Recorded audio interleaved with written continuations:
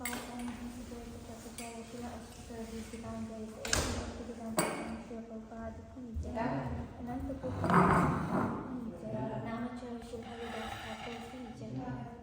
Hosha Krishna Chaitanya Prabhu Nityananda Shri Advaita Gadadhara Shri Dasi Gaura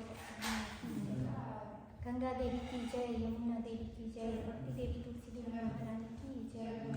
O Guru Sri Sindhu Devotee Sri Krishna, O Guru Sri Sindhu Krishna, O Guru Sri Sindhu Devotee Sri Krishna, O Guru Sri the Lotus Feet of Guru and Sri Gauranga, O Guru Sri Shri Gauranga ki jai. Pancha Kalpa Drubhyascha Kripa Sindhu Devi Patitani Pavani Vaishnavi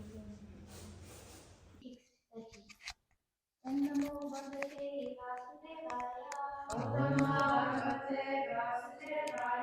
Om Namo Bhagavate Vasudevaya.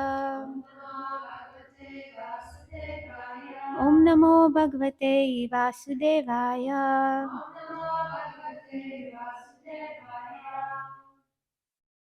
Yagnasya cha vitanani.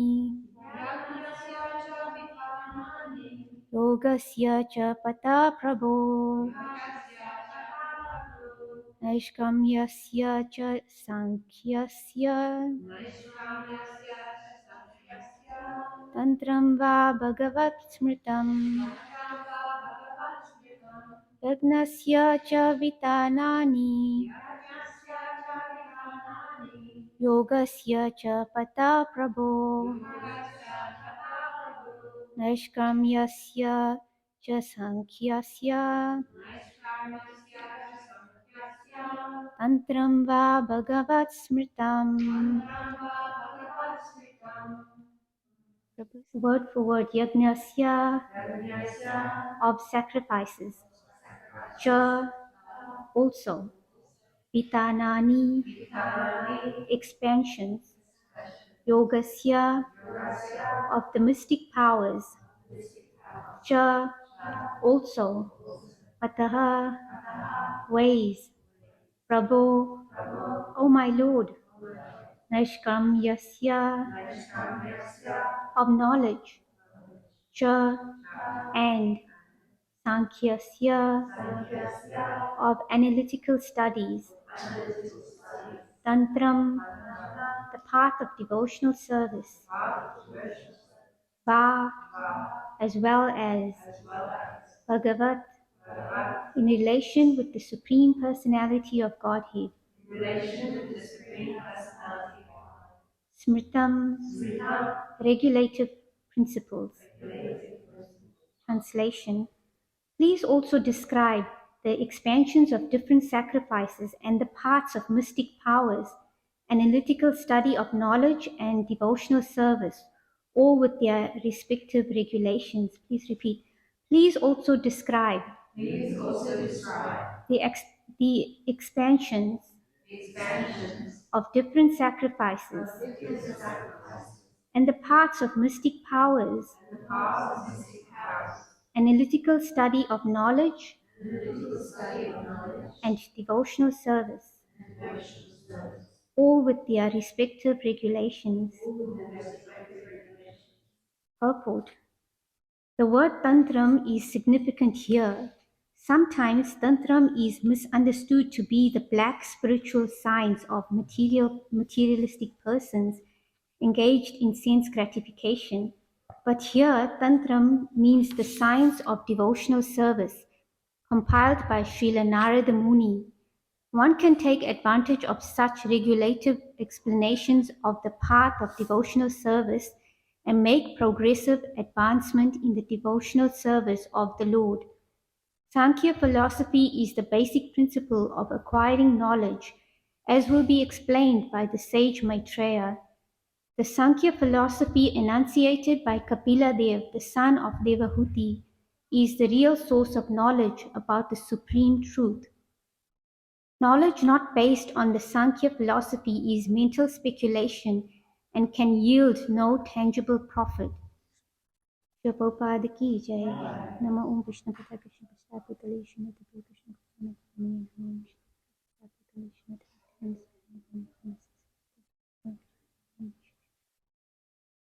I seek the blessings of all the devotees that I can speak something that is beneficial to all of us and that can penetrate our hearts so we can progress further on this path of devotional service.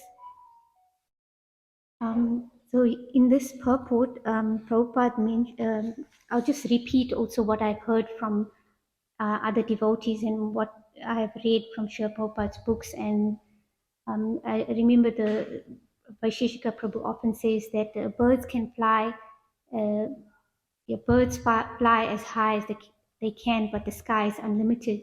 So this Vedic knowledge and devotional service is, there's unlimited scope of understanding and knowledge, but we all have some realization. So I'll speak according to what realization I have, and hopefully that will be beneficial to all of us. So, and today is also Sri Shamananda Prabhu's disappearance day. So at the end of the class, I'll speak a little bit about that. So in this in this text, Prabhupada mentions that the different sacrifices and the paths. Prabhupada mentions Tantram is in this verse is referring to devotional service compiled by Narada Muni. So I was doing some research and I came across this article on ISKCON Desire Tree on Tantra by Achyutananda Swami. From my understanding of the article, it appears that it was written closer of injunctions, rules, and regulations. And he mentions there that there's 4 progressive levels of tantras. There's tantras for people who are in the natures of mode of darkness or ignorance. And then there's tantras for people in the mode of passion. And then there's tantras for people in the mode of goodness. And then the 4th one that Prabhupada also mentions here, compiled by Narad Muni, is the Vaishnava tantras for those people who are devotees of the Lord and even transcend the mode of goodness. So that's, for example, Narada Pancharatra. And where we can access this tantra is the Nectar of Devotion, where it explains all the 64 items of devotional service and the 5 main ones. Who knows the 5 main important points of devotional service? Ambika Mataji.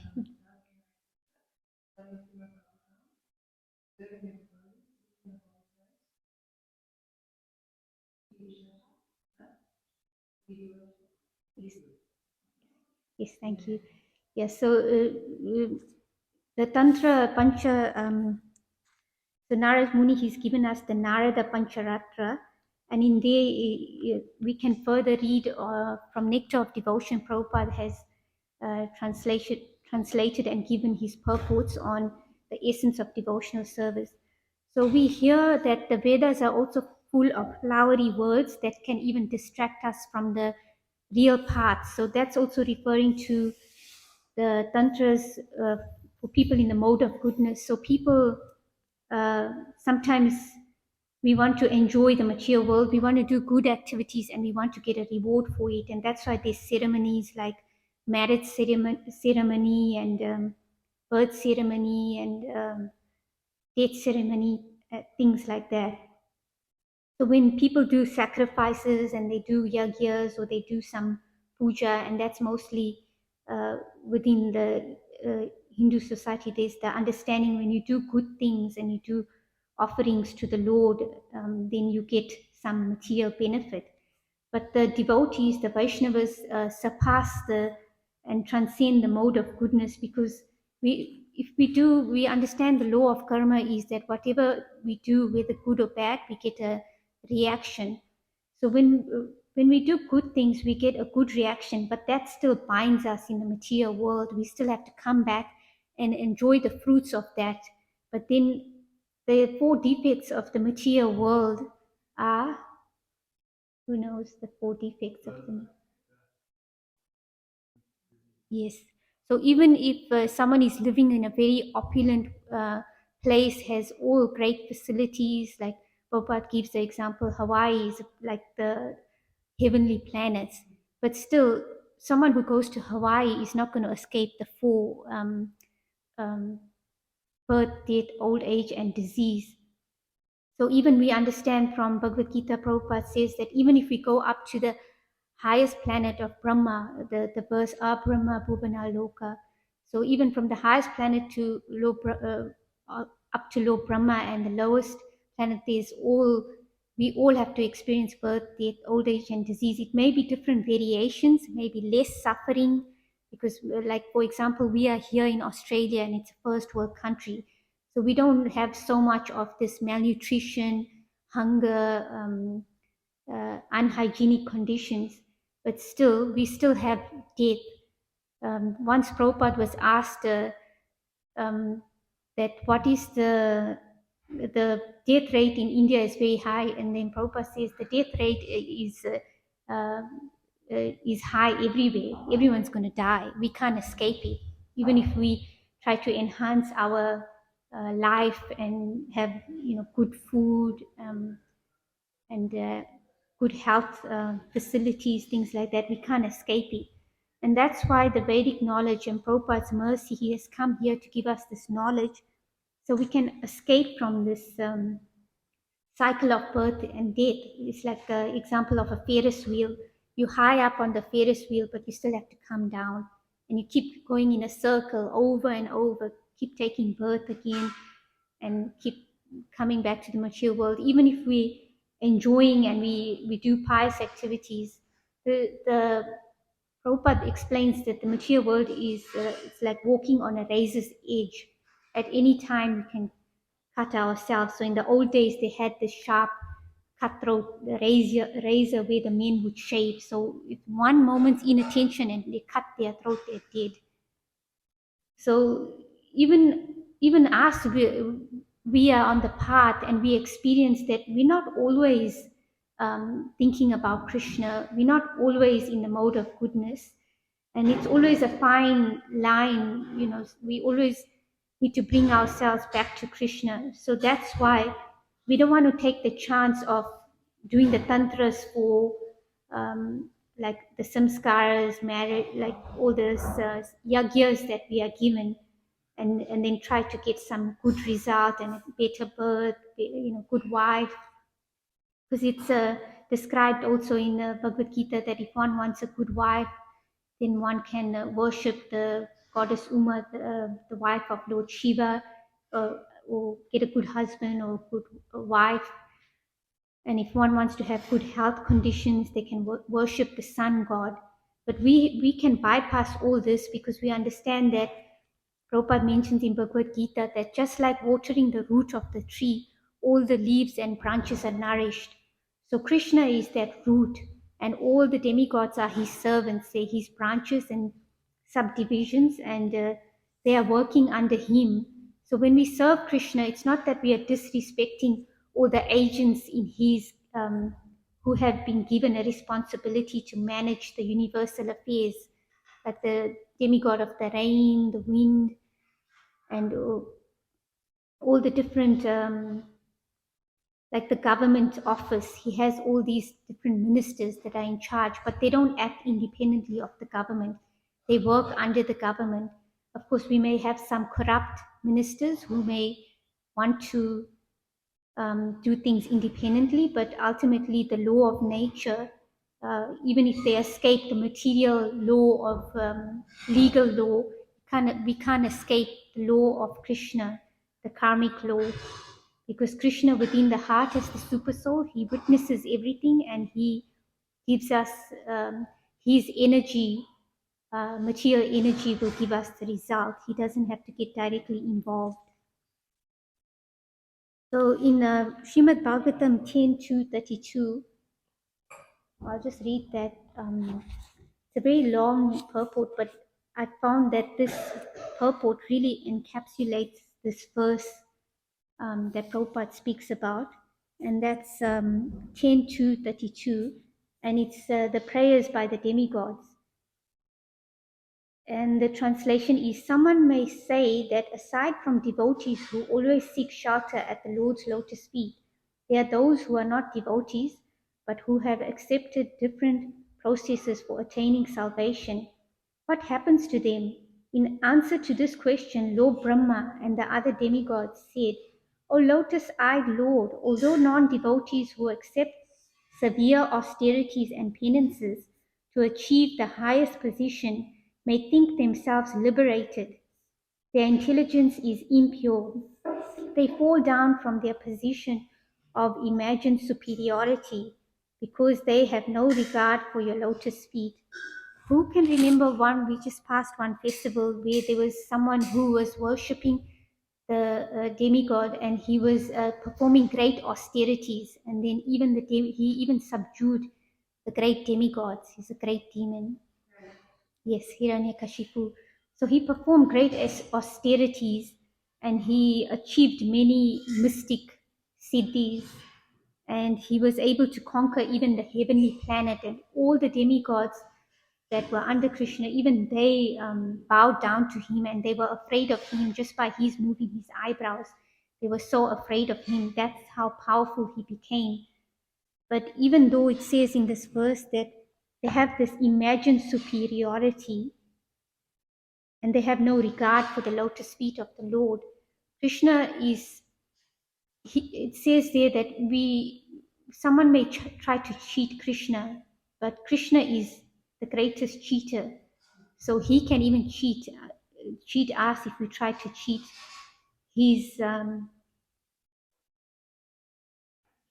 what standards he has set and he has put into place. So ultimately, we know that Hiranyakashipu fell down because he couldn't conquer the greatest. What devotees, just by following devotional service, they can conquer the lower natures, and that is the enemy within, the lust, anger, greed, and wanting to lord over the material nature. And Hiranyakashipu, even though he was so powerful, and his little son Prahlad, 5-year-old, he had conquered, who was a great devotee of Krishna, he had conquered his senses, and he was 100% devoted to Krishna. So we can see that even in this today's verse, it says there that Vidura is asking Maitreya Muni, can you explain the different regulations of the different sacrifices, the parts of mystic powers? So we know there's different types of mystic powers that people have to do a lot of austerities to attain, like the power of becoming the smaller than the smallest.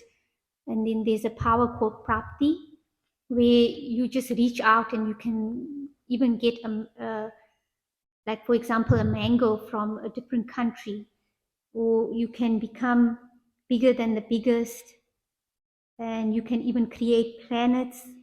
So we see that the modern day superheroes, they have the I don't know what's it called, DC something. They have all these superheroes that have all these powers.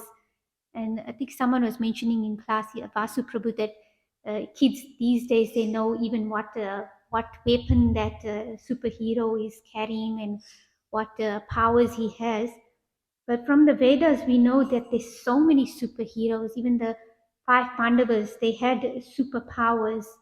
And we know Hanuman, he could even become smaller than the smallest.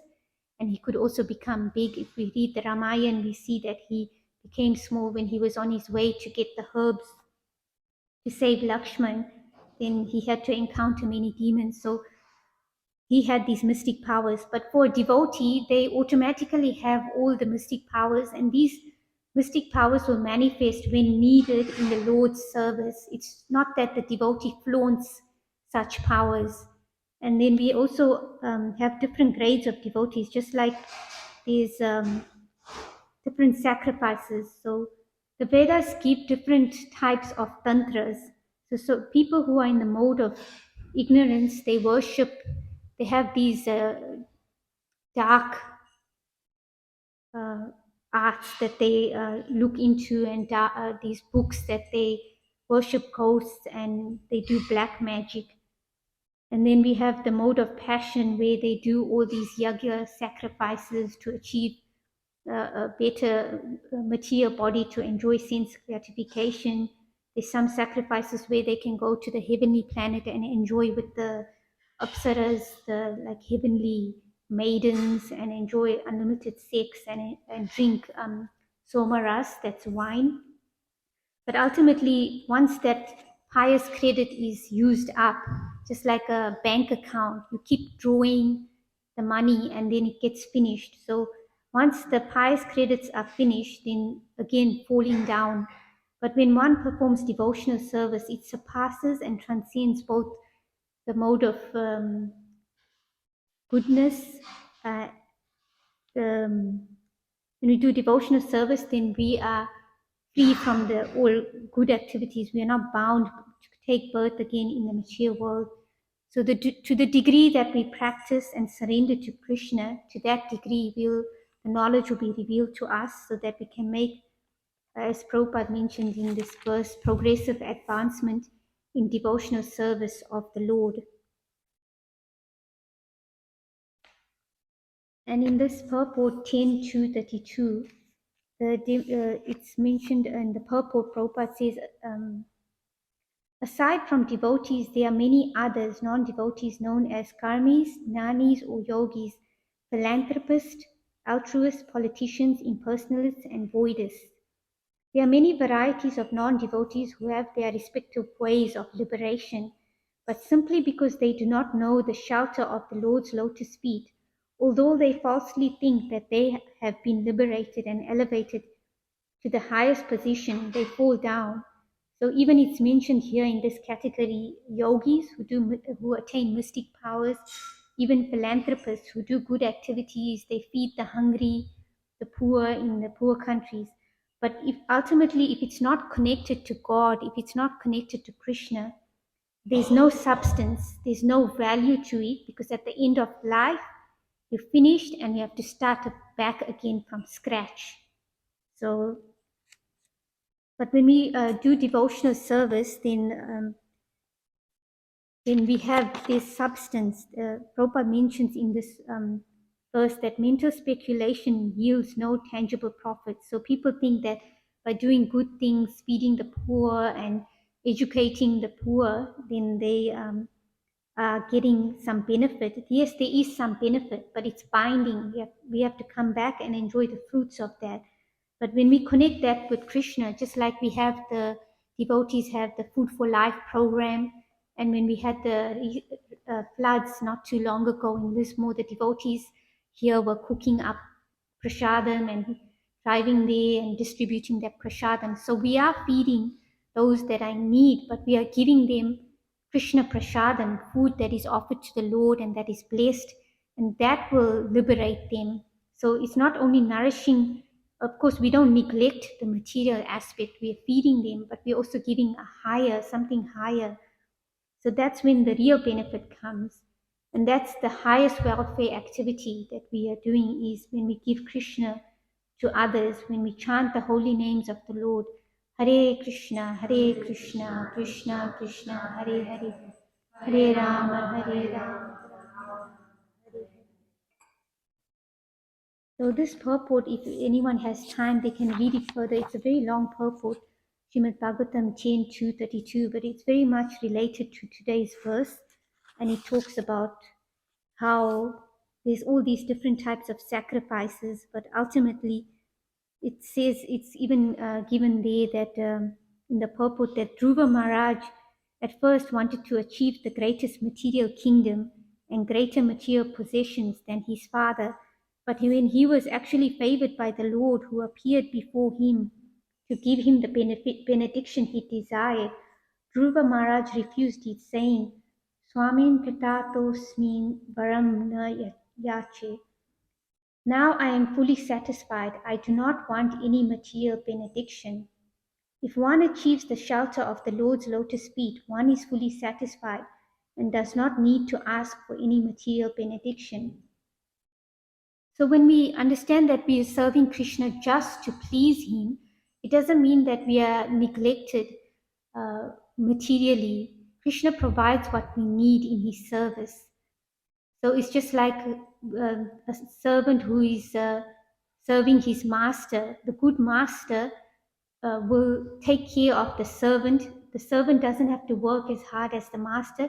he enjoys the same opulent foodstuffs that the master is or the king is enjoying, just by serving that king or the master faithfully and with devotion. So Krishna, it doesn't mean that by serving Krishna we are neglected in any way. And also we need to use our intelligence. So the process is also very individual. It's not that we just blindly follow. We have to see where we are in our life, for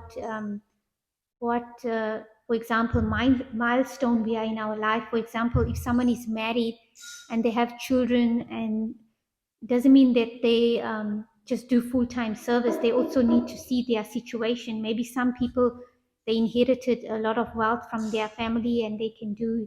So it's a very individual, um, it requires intelligence, and it's also very individual. It's not that one size fits all. And we need to refer to Guru, Sadhu, and Shastra. So we take guidance from reading the scriptures, we take guidance from our spiritual master, and we take a guidance from the devotees of what we should do. Any important decisions we make in our life, we take guidance from them. It's just like Chaitanya Mahaprabhu, he gave instructions to Raghunath Das Goswami that you give up all your material opulence and you just live as a renunciate, and you write books, and you find the pastime places in Vrindavan of Lord Krishna. And then for other devotees, he gives different instructions. Uh, when they are in married life, he encourages them that you stay within married life, just like Shivananda Sen. He was very wealthy, a very wealthy devotee, and he used all his money to also pay for devotees to go on pilgrimage, to travel with Lord Chaitanya. He would pay their toll fees when they are passing all the toll gates. He would pay for their comfortable accommodation and for their prasadam. So we all need to see our individual situation, where we are in life, and also be intelligent. It's not that we need to give up our education or our jobs. If we can utilize in Krishna's service, then that we shouldn't artificially renounce it and think that we can't use it in Krishna's service.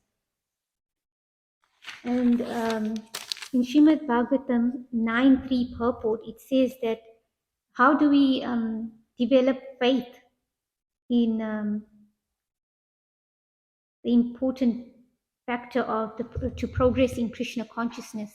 So we understand that we require faith when we are following the process. And how is faith created? Prabhupada mentions in that purport that faith is created by the association with devotees. So when we associate with devotees, by their conviction and love, it says that bhakti comes from bhakti. So bhakti comes from the heart of one devotee to another.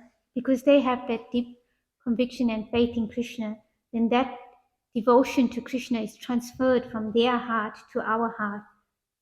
And then we serve them, we facilitate their service to the Lord, and then we can get blessings, and we can make progressive advancement in devotional service.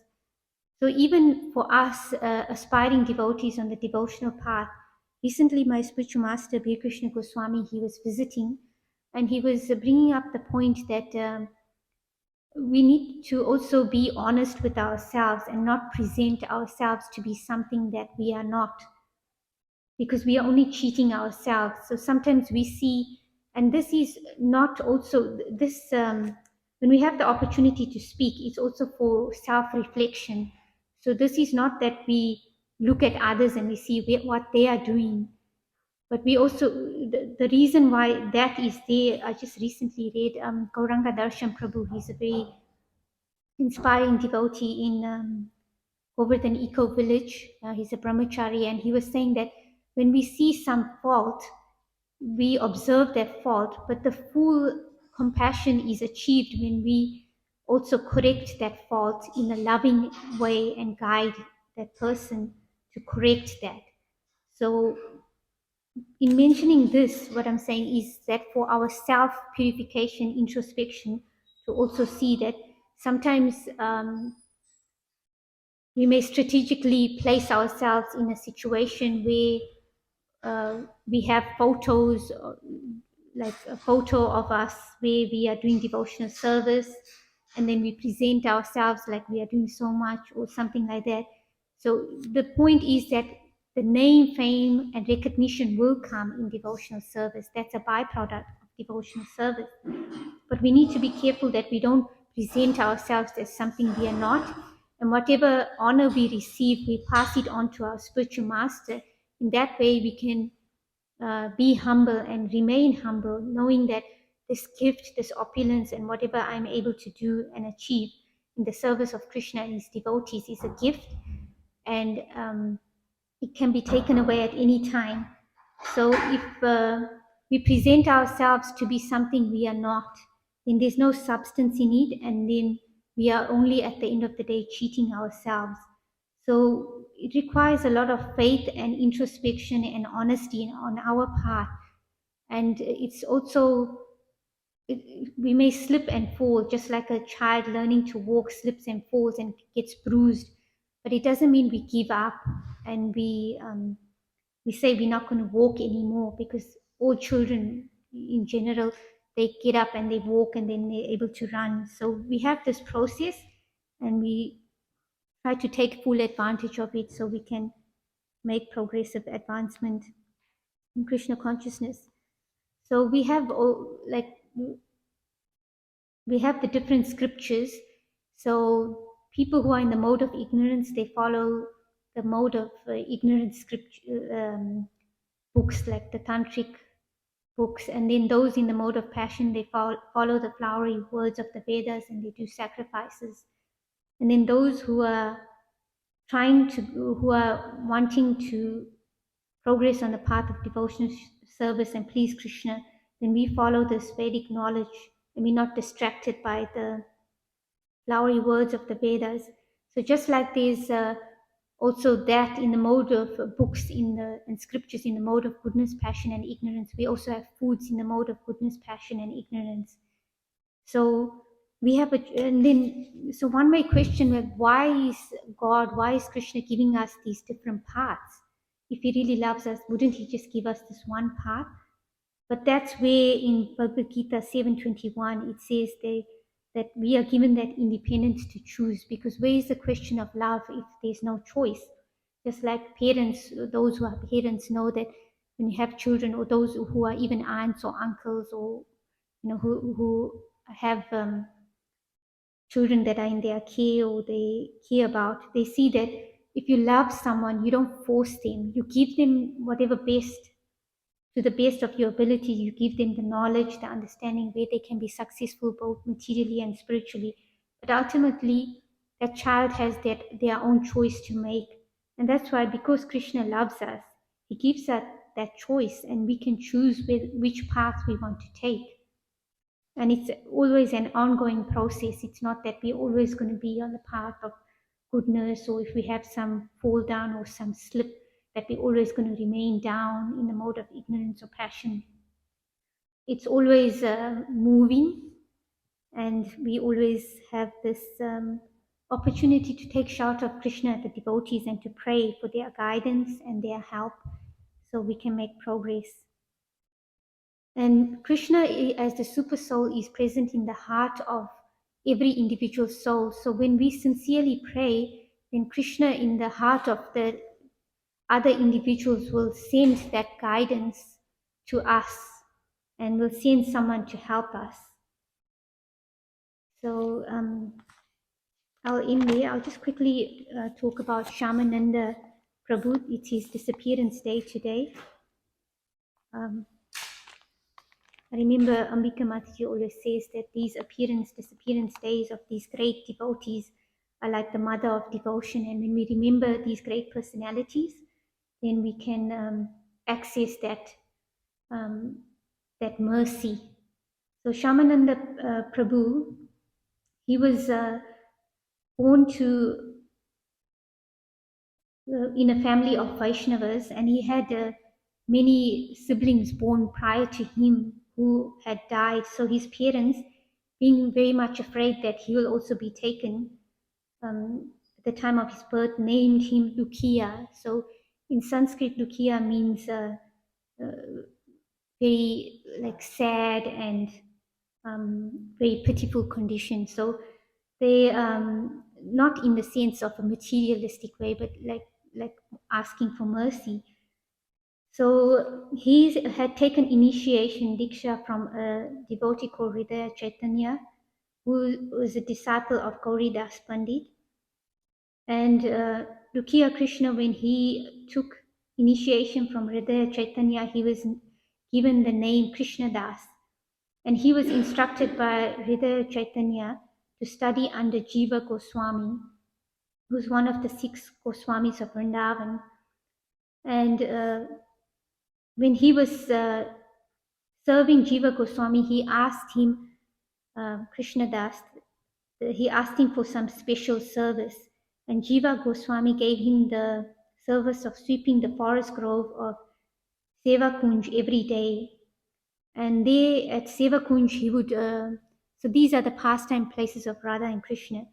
So he would clean that place. So just like here, we have also the devotees and volunteers who are every day cleaning the grounds and sweeping. So this is also a holy dham. So they're getting transcendental benefit and in an unlimited spiritual bank account. So when he was sweeping and cleaning there, then he found this ankle bell. So in the Dumna Swami, he, at the time of COVID, when couldn't travel, he was doing a series of lectures on these great personalities. And he had spoken about Shamananda Pandit, and he had given more information and details on that. That when he found that anklet, then he started feeling these ecstatic symptoms in his body, and then he realized that this is not just an ordinary anklet. So just that we have that understanding that anything connected to Krishna is not ordinary, even though it is something material, like a garland, a flower, this ordinary flower, but when it's offered to the Lord and we smell it, it has spiritual potency, and we get spiritual benefit. So he was feeling having these symptoms in his body, so he realized this is something special. And then there, I think it was Lalita. Was it Lalita or Vishaka who came? Lalita.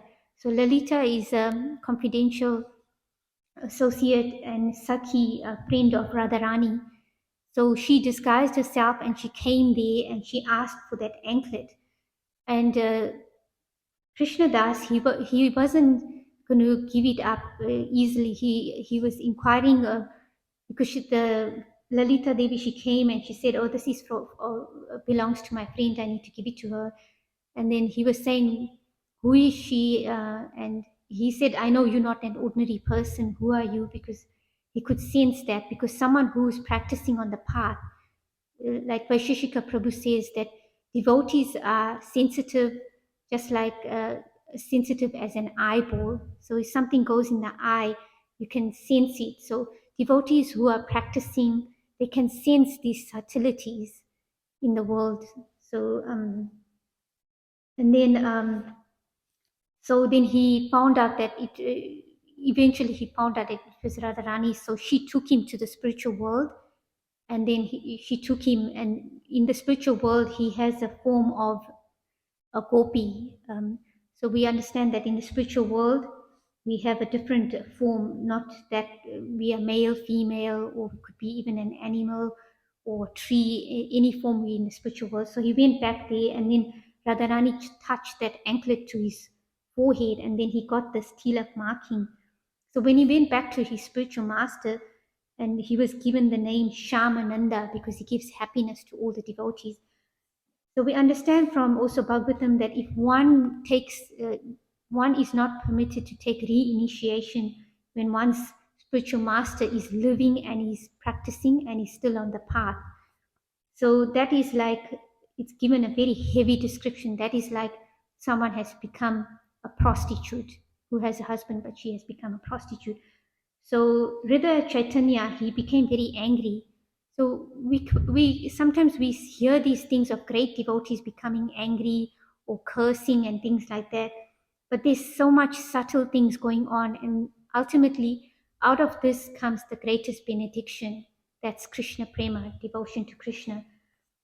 So he became angry that you have taken another name, and he didn't want to reveal because he didn't want to, appear like greater than his spiritual master. So he kept quiet. So eventually, all this he became very angry and he beat Shamananda up. And then he had all these marks on his body. And then there was a Hridaya Chaitanya, his spiritual master had this name because Hridaya means heart and Chaitanya means Lord Chaitanya. So in his heart, Lord Chaitanya resided. So also, they lords appeared to him that you shouldn't do this, and his Hridaya Chaitanya spiritual master was Gauridas Pandit. So Hridaya Chaitanya, he was we have these different rasas. There's friendship, conjugal love, servitorship, friendship. So Hridaya Chaitanya, he was in the mood of friendship with Krishna. So his disciple, then he had this understanding that his disciples will also follow that mood. But when he got that marking from Radharani, then he was in the Madhurya Bhav. But then he had a dream, his spiritual master came to him in a dream, Gauridas Pandit, because, and then he accepted it because Gauridas Pandit, he was in the Madhurya Bhav of Krishna. So this is a bit too deep and esoteric. I'm just repeating it, but it goes way over my head. But just to hear all this deep understanding of these great personalities, that there's so much subtle things going on and there's so much deep knowledge and love there. And by practicing, by following this process that Krishna has given us, Prabhupada mentions here the Narad Muni gave us the Narada Pancharatra, and then we read the Nectar of Devotion, so we can understand further that when we follow this devotional path, we follow the four regulative principles: no meat eating, no intoxication, no illicit sex, no gambling, chanting minimum 16 rounds, or if we are starting on the process, to progressively continue chanting whatever number of rounds we have vowed to make, and keep those vows minimum every day and do more if we can. By following this process, serving the devotees, serving the holy place, eating Krishna prasadam, chanting Hare Krishna, Krishna Krishna, Hare Hare, Hare Rama, Hare Rama, Rama. Then we can make progressive advancement on this path of devotional service. So I'll end there if anyone has any questions, comments, corrections.